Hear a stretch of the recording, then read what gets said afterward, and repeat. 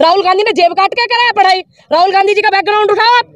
इन्होंने तो सारा देखी नहीं कितनी कितनी प्रॉपर्टी बढ़ा ली इन्होंने सबकी, और जमीन कटी मथुरा वृंदावन में, सारे किसी का जमाई ले रहा, किसी का दामाद ले रहा। राहुल गांधी का बैकग्राउंड देखो ना, विदेश में पढ़ाई करी राहुल गांधी ने, अपने मेहनत से करी, अपने परिवार के मेहनत के पैसों से करी, इनकी तरह थोड़ी करी। मंदिरों के ट्रस्ट की जमीन खा गए, डिग्रियों पे हमारे देश के सब कुछ कहाँ दे रही है, सब कुछ दे रही है। अरे डिग्रियों 11 लाख रुपए में आपका जीवन पूरा कट जाएगा। आप अपने बालकों के ब्याह कर लोगी, पढ़ा लोगी, मकान बना दोगी, बिजनेस कर लोगी, LIC कर लोगी, बीमा कर लोगी। अब क्या कर रही है? 12 लाख रुपया भी आ जाएगा। अच्छा 22-23 साल की उम्र में 12 लाख में वो युवा जो है अपने बालकन ने पढ़ाएगा, अपने बालकन के ब्याह करेगा, अपने घर बनाएगा, मकान बनाएगा, FD करेगा, हारी बीमारी करेगा। 12 लाख में क्या करेगा उसमें युवा?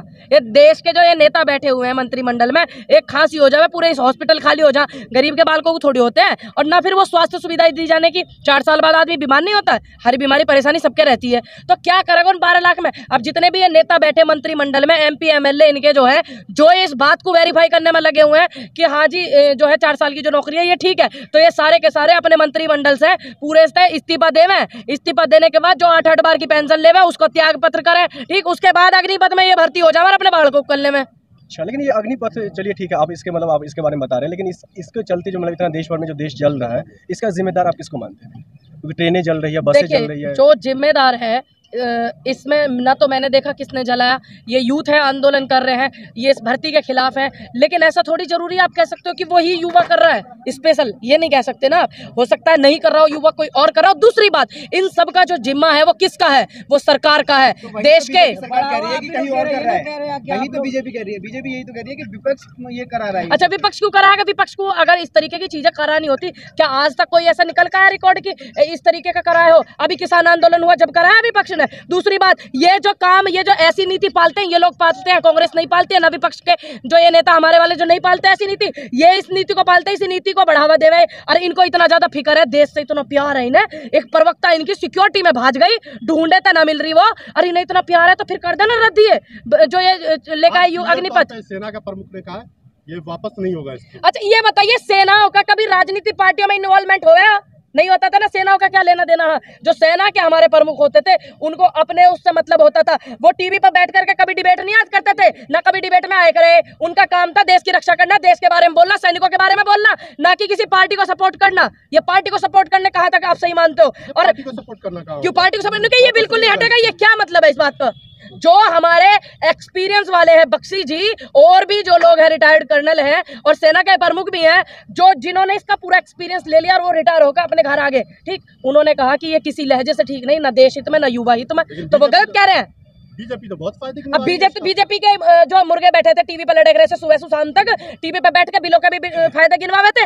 देखिए 13 महीने बिलों के उन्होंने फायदे गिनवाए, और जब देश के प्रधानमंत्री ने बिल वापस लिए फिर बेचारों को नुकसान गिनवाना पड़े। आने वाले समय में यूं ही करना पड़ेगा। अब ये फायदे गिनवा रहे, जब युवा जो है इसको स्वीकारेगा नहीं, यही सब वापस लेंगे, फिर यही नेता और यही टीवी पे बैठ के चैनल वाले ये फिर इनके नुकसान भी गिनवाएंगे। आपके नेता कन्हैया कुमार इसका नुकसान गिनवा रहे हैं, 4 साल में दिया नहीं होगा, अगर 4 साल की तो सही कह रहे, गलत क्या है भाई? ये नुकसान नहीं है। सबसे पहला इफेक्ट वैवाहिक जीवन पर पड़ता है। क्यों नहीं पड़ता? 25 साल की उम्र में आज का युवा ब्याह करने को चले, 25 साल की उम्र में कौन अपनी बेटियां देगा? नुका छोरा कहा करा भाई, नुका भाई छोरा तो जो रिटायर होगा 4 साल की उससे, और अब तैयारी कर रहा गार्ड बनने की, 4 साल की ट्रेनिंग लेकर आया अडानी अंबानी की। तो इसमें गलत क्या? वैवाहिक जीवन पर तो सबसे ज्यादा फर्क पड़ेगा। जिसका हो रहा उसका भी, जिसका ना हो रहा उसका लिया नहीं होने का।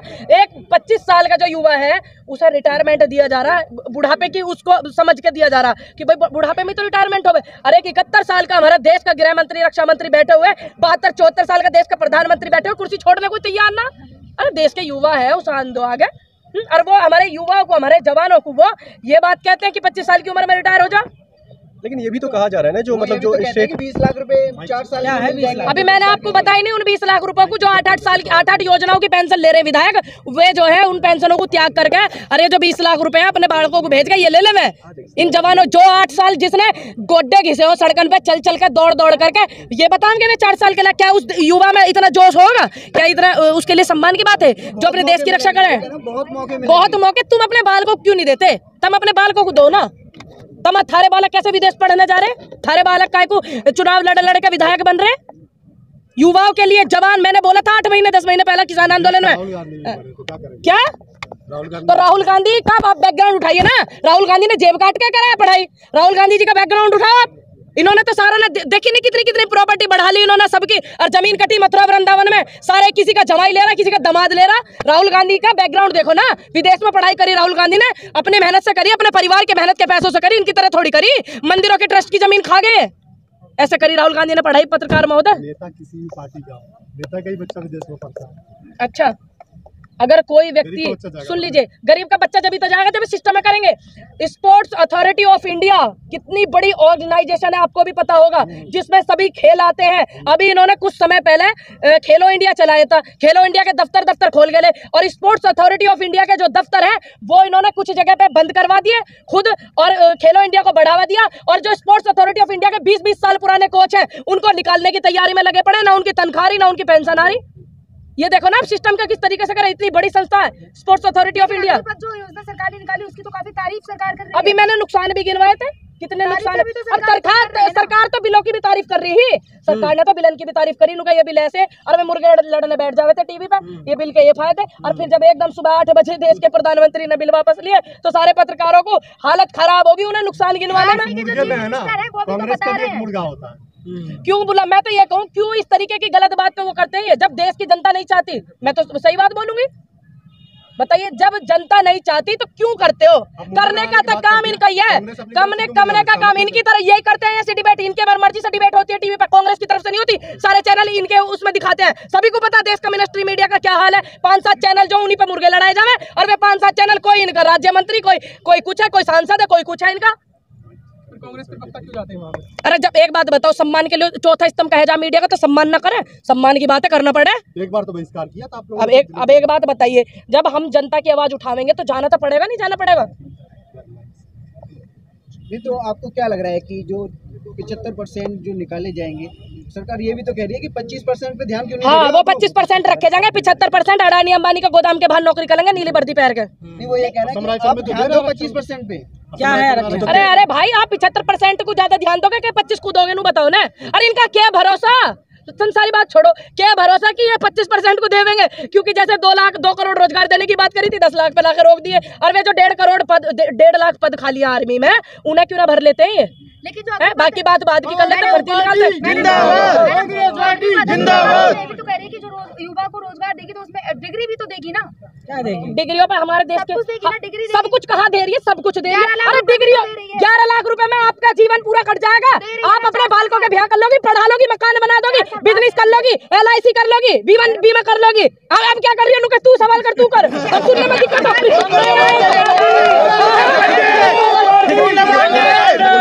सरकार राज्य सरकार तो ये भी कह रही है ना, जो राज्य सरकार के पुलिस आपको 11 लाख रुपए देंगे। अरे 11 लाख में लाली कहाँ कर लेगी? तो बता देगा क्या करेगी, क्या कर लेगी? क्या 11 लाख में बालक पढ़ाएगी? उसके बाद आरक्षण भी तो दे रही है ना।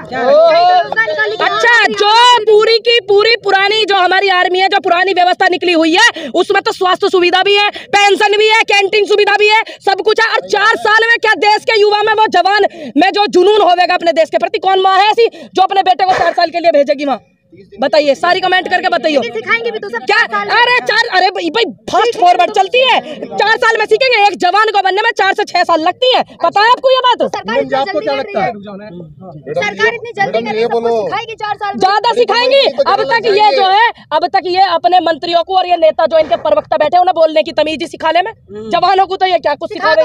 कितनी सिखा, ज्यादा सिखा, इतनी तमीज सिखा दी कि फुर रहोगी मैडम जी सिक्योरिटी में से, सिक्योरिटी में से गायब है एक महिला प्रवक्ता, ठीक पूरे देश में वो फैला करके और विदेशों में अपनी देश की छवि खराब करवा करके गायब है वो महिला। ये सिखाएंगे। 15 लाख आ गए क्या?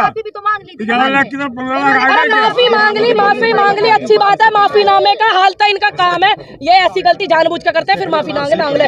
ये भी, और इनके जो वीर है वे भी पुराने, जिनका देश में इतिहास रहा, उधर देश जो है जूझ रहा था आजादी की लड़ाई से, और ये जो दलाली करे करते हैं अंग्रेजों की, सबके इनके माफीनामे के इतिहास है, अच्छी बात है। लेकिन उस माफीनामे की कदर करते हैं। लेकिन जब पूरा एक पूरा सिस्टम जो है, एक समुदाय पूरा दुखी है, तो संवैधानिक कार्रवाई होनी चाहिए कि नहीं? कहीं रतन लाल प्रोफेसर पे जेल भिजवा देते हैं और एक मैडम पे कार्रवाई करने से डरते हैं इस तरीके से।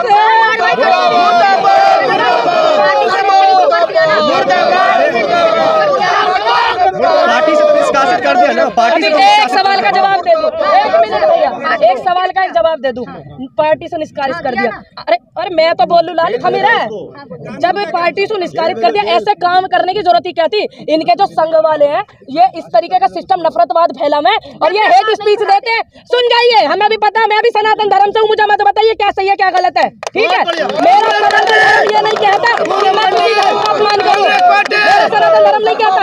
मेरा सनातन धर्म ये जरूर कहता आप अपने धर्म का प्रचार करो, अपने धर्म को मानो, लेकिन ये नहीं कहता कि किसी सनातन धर्म का मेरा सनातन धर्म ये नहीं कहता किसी धर्म का अपमान करूं। दूसरी बात, ऐसे ही ना एक व्यक्ति भड़काऊ और हेट स्पीच देता है, उसको ये लोग सिक्योरिटी देते हैं, तो क्या सुधार होगा?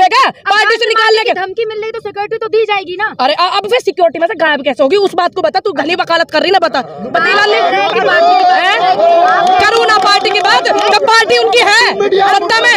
आप मोहन भागवत ने खुद कह दिया है कि हिंदू जो मुस्लिम है उनमें भी सनातन धर्म का खून है। मोहन भागवत ने हाँ, अभी 2024 का चुनाव आ रहा है ना, तो उन्हें ये खून, भाईचारा और क्या नाम लिया था अभी देश के प्रधान जी ने, अब बात ये सब दोस्ती मोहब्बत प्यार सब उन्हें दिखेगी क्योंकि चुनाव आ रहा है। अच्छी बात है, जोड़ने की बात करी, दे रहा है, दुरुस्त है। मेरे देश के जो प्रधान सेवक है, परमात्मा करे उन्हें भगवान बुद्धि शुद्धि सब देवे और वो अपने पद से इस्तीफा देवे। मैं यही बोलूंगी कि देश में भाईचारे